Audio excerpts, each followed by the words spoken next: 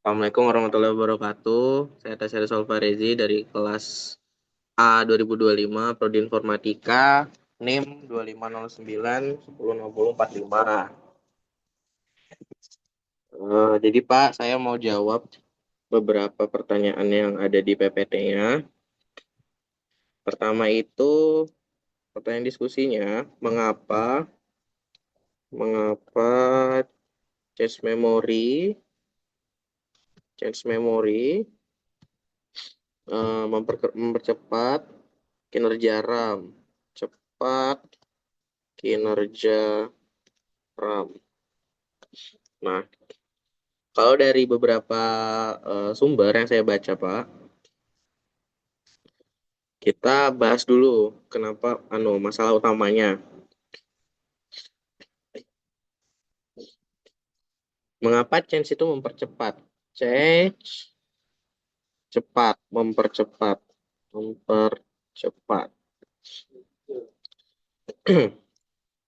Nah, analoginya gini, Pak. Kan sesuai dengan yang Bapak kasih, itu ada L1, L2, L3, dan RAM.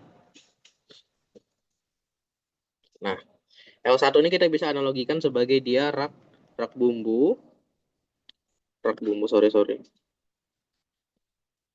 Rak bumbu, lalu ini sebagai meja, L2 sebagai meja, L3 sebagai kulkas, dan RAM ini pantry-nya.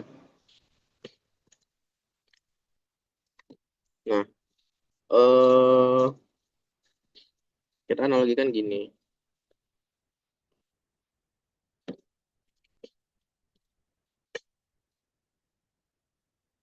Jadi, change ini akan bahasanya semuanya ini bisa menampung, misalkan. Semisal kita punya bumbu dapur. Kita punya bumbu dapur, apa, sebut aja bawang gitu, bawang putih. Kita punya bawang putih, saya gambarkan bawang putih. Nah, dia bisa aja langsung masuk ke sini. Ini bawang putih ini sebagai sebuah proses dalam suatu sistem. Dia bisa masuk ke sini, bisa langsung masuk ke meja, langsung masuk ke kulkas, dan langsung masuk ke L3, langsung masuk ke RAM. Nah, Chance ini membantu si pantry ini agar prosesnya itu cepat gitu. Jadi dia nggak hanya ke pantry, dia bisa ke L1, bisa ke L2, bisa ke L3, dan seterusnya. Nah, lalu sebentar. Mengapa chance? Intinya, chance itu dia tuh tempat kecil. Ini kan sebenarnya ini kecil banget nih. L1, L2, L3 ini kecil. Sorry deh, saya yang rapi deh. L1, L2, L3 ini kecil. Nah, dia tuh menyalin data dari memori utama yang sering kita pakai. Jadi semisal saya nih sering buka buka tab-tab, misalnya saya sering buka cloud nih. Nah, jadi cloudnya itu tersimpan di change memory ini. Jadi cepat nih saya bukanya nih. Nah, jadi dari CPU tidak perlu menunggu dari RAM dulu. Tidak perlu menunggu dari RAM, dia bisa ngambil langsung dari L1, L2, L3 gitu.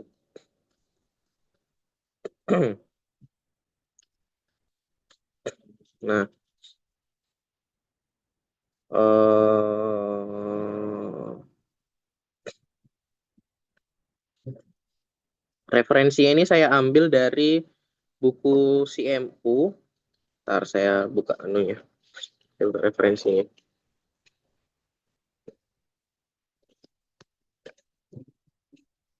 Wait a minute. Bukunya saya ambil dari CMU. Nah, Chess Memory. Introduction to Nah, dia juga bilang nih di sini nih. Nah nih, smaller, faster, more expensive memory change a subset of the block. Data is copied in block size transfer unit. Nah, dari memori diarahkan ke change. Itu untuk pertanyaan yang pertama. Untuk yang kedua itu pertanyaan diskusi yang kedua. Sorry. Mana? Keluar lagi. Apa dampak positif dan negatif dari virtual memory? Positif dan negatif VM ya, virtual memory terhadap performa sistem komputer. Sistem H sistem komputer. Di sini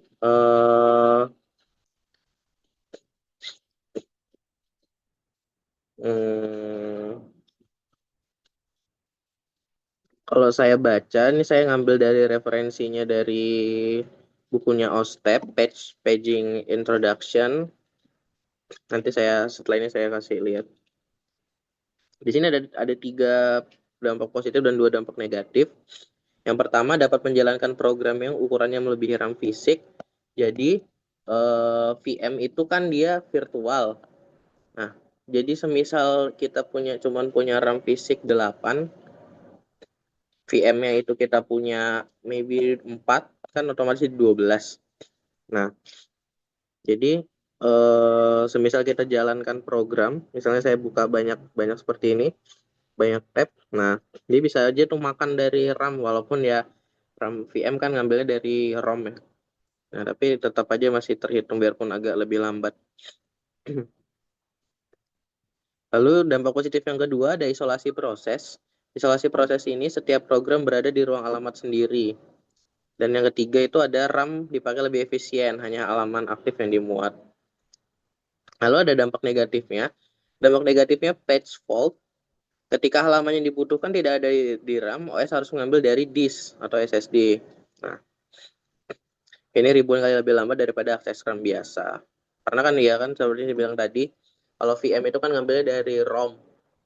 Nah, dari ROM ini otomatis kita harus ngakses ke kita punya ROM. Jadi gitu, akan lebih lama dari pakai RAM sih memang. Lalu sorry, biaya transaksi alamat butuh akses ke page table biasanya dia Oke.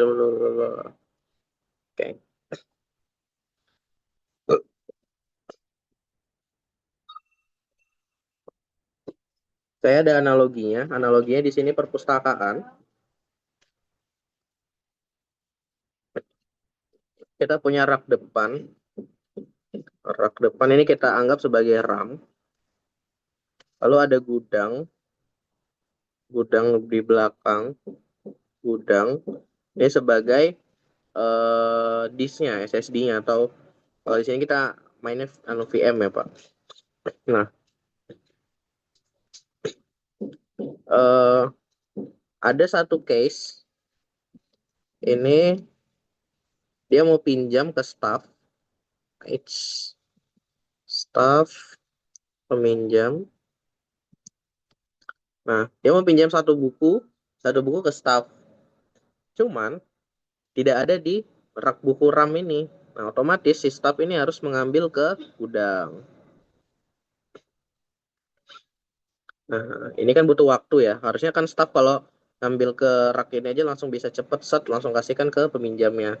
Tapi kalau tidak ada di raknya RAM, raknya RAM, otomatis dia harus ngambil ke gudang dulu atau ke SSD-nya. Di satu SSD-nya yang jadi gudangnya. Nah, itu butuh waktu. Untuk referensinya saya ambil dari bukunya OSTEP tadi saya bilang. Sebentar, saya buka linknya.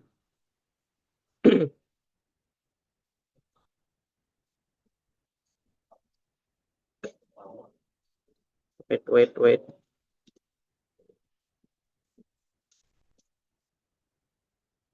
VM paging PDF.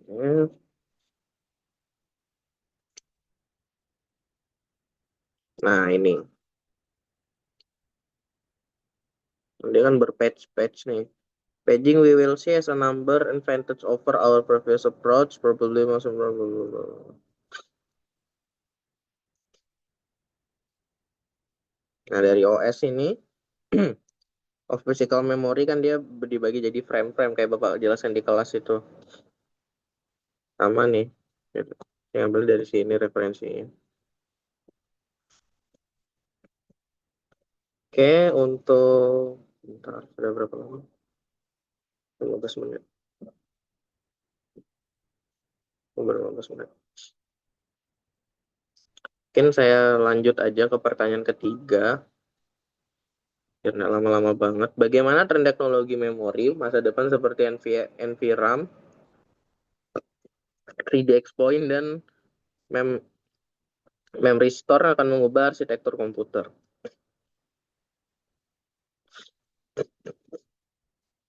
Jadi saya bisa persimpel kalimatnya. Tren teknologi,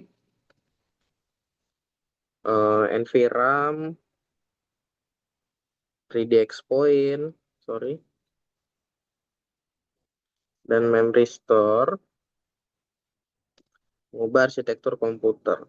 Ini semua dengan Arsikom.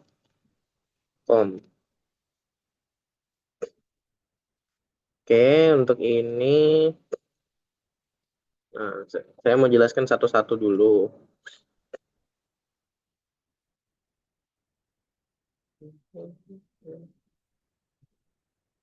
Sebentar.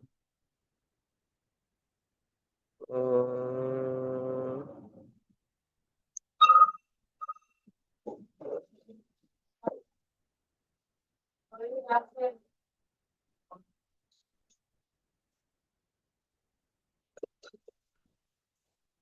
bentar.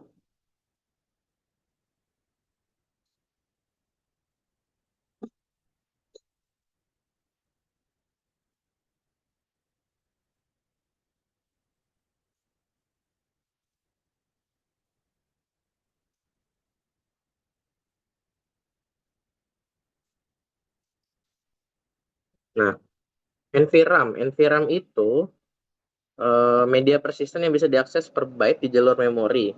Latensinya di antara DRAM dan SSD, cocok untuk memori besar atau penyimpanan persisten berkecepatan tinggi. Lalu ada 3D Expoint, sama, NVRAM sama 3D Expoint sama. Lalu ada Memory Store. Memory Store itu atau Neuromorphic in Memory, perangkat yang sekaligus menyimpan dan proses sinyal mirip sinaps, berpotensi hemat energi untuk AI. Ini penggunaan untuk AI. Lalu ada juga CXL atau Compute Express Link, memungkinkan pooling, mengumpulkan, dan sharing memori antar banyak host atau akselerator. Lalu ada PIM, sebagian komputasi dekatkan ke modul memori. Langsung aja ke pertanyaannya.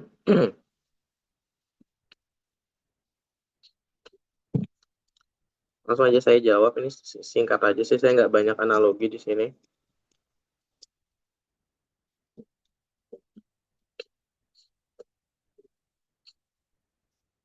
Oh, saya mau nambahkan dikit aja. Dari NVRAM dan 3D Expoint, ada beberapa studi yang saya cari. Latensi dari judulnya Basic Performance Measurements of the Intel Optane DC Persistent Memory Module. Latensi baca tulisnya rata-rata 346, lebih tinggi dari DRAM dan jauh lebih cepat dari SSD. Bandwidth-nya itu bisa 6,6 GB per second dan tulisnya 2,3 GB per second. Dalam memory mode, DC digunakan sebagai perpanjangan memori utama dan DRAM bertindak sebagai charge untuk menyembunyikan latensi lebih tinggi. Keunggulannya, dia ada kapasitas lebih besar dibandingkan dengan DRAM, tapi ada kelemahannya, bandwidth-nya lebih rendah dibandingkan dengan DRAM. Memory store. Memory store itu elemen elektronika yang resistansinya berubah tergantung arus yang dilewati dan bisa mengingat keadaan. Dengan memory store, ide komputasi memori muncul. Data tidak hanya disimpan, tapi sebagian operasi bisa dilakukan di tempat mengurangi kebutuhan memindahkan data jauh. Potensinya tuh dia hemat energi, latensinya rendah untuk kita develop AI atau neuromorphic. Tantangannya stabilitas, reliabilitas, dan manufakturnya lumayan masih lumayan sudah sangat modern. Jadi untuk tradisional mungkin kurang kurang banget, masih kurang kompatibel. Lalu ada CXL Compute Express Link, standar interkoneksi koheren yang memungkinkan CPU, akselerator, dan memori berbagi ruang alamat dan saling akses dengan load, dan mirip di RAM tetapi bisa terpisah. Ada yang terbaru rilisnya 2023, CXL 3.0, memperkenalkan kemampuan memory sharing dan multi hop switching sehingga memori bisa dibagikan antar host atau node, tidak hanya pooling sederhana. Nah, CXL ini Microsoft melakukan research dari CXL bahwa menambahkan pool memori bersama 8-16 soket dapat mengurangi biaya DRAM sekitar 7%. Tapi ada latensi penaltinya 70-90 dibandingkan dengan DRAM lokal. Arsitektur CXL latensinya sama sesuai dengan researchnya Microsoft 70-90. Nah, CXL ini memungkinkan memori di disgraded, dipisah fisik dari CPU-nya, dapat dibagi ke banyak host atau shared data dan bisa diakses secara bersamaan. Oke, kesimpulannya itu bagaimana tren teknologinya untuk arsitektur komputer. Nah, memori tradisional punya batas DRAM cepat, tapi tidak tahan listrik SSD atau NAND. Sebentar.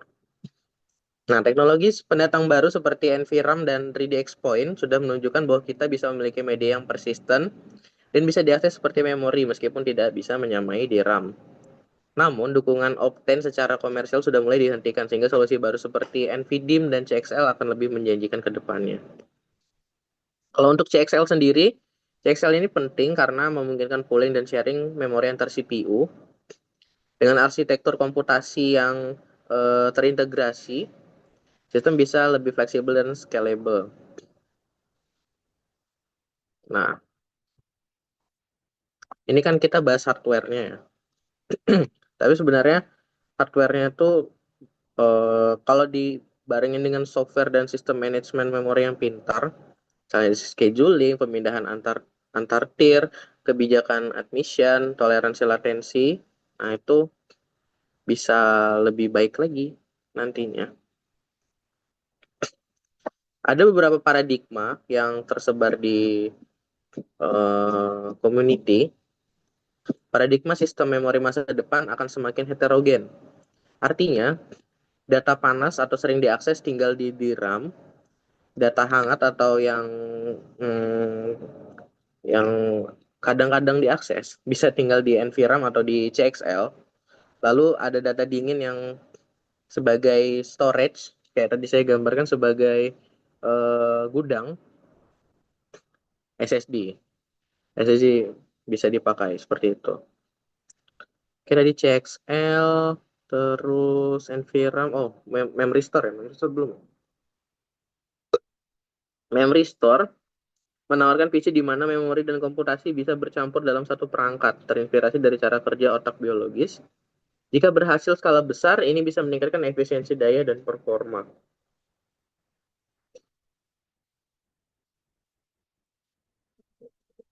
Oke, sepertinya saya sudah menjawab semuanya dari apa yang Bapak kasih untuk diskusinya. Lumayan panjang juga sudah. Mungkin dari saya cukup dulu itu Pak. Eh, Terima kasih. Assalamualaikum warahmatullahi wabarakatuh.